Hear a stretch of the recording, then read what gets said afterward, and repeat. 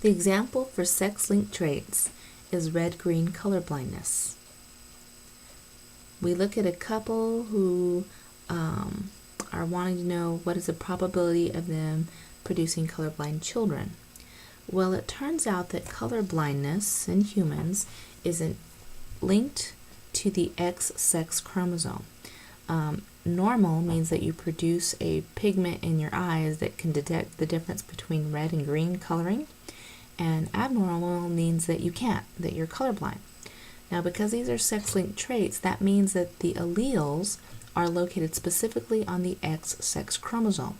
So we indicate that by writing out a capital letter X, and then the allele, whatever it is a superscript up in the corner.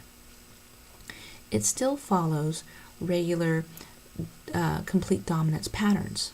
But if you remember that males have one X chromosome and females have two X chromosomes, specifically sex chromosomes.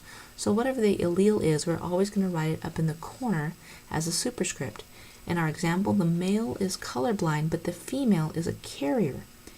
In the case of sex linkage, a carrier female is a heterozygous female, meaning she's got one of each type of allele, one normal and one affected. In this case, the female is not actually colorblind, but she can actually pass on the trait to her offspring. Because it follows a complete dominance pattern, that means that the dominant allele will mask or cover up the effect of the colorblind allele. So the female can carry it, but she herself will not be affected, but her offspring can be.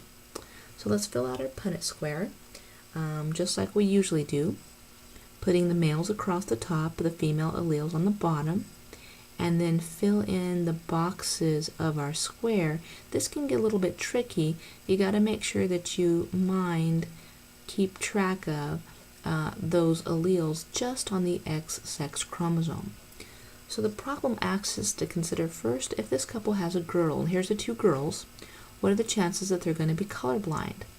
Well, for a girl to be colorblind, she's got to inherit two recessive alleles.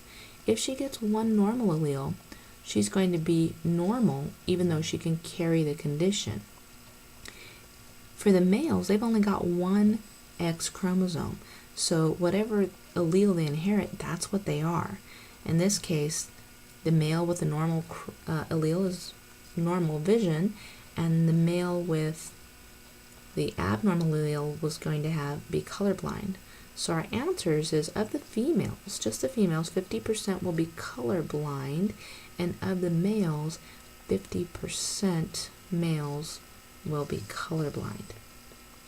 It also turns out that 50% of their children will be colorblind. You can write this as 50% or 1-to-1 ratio.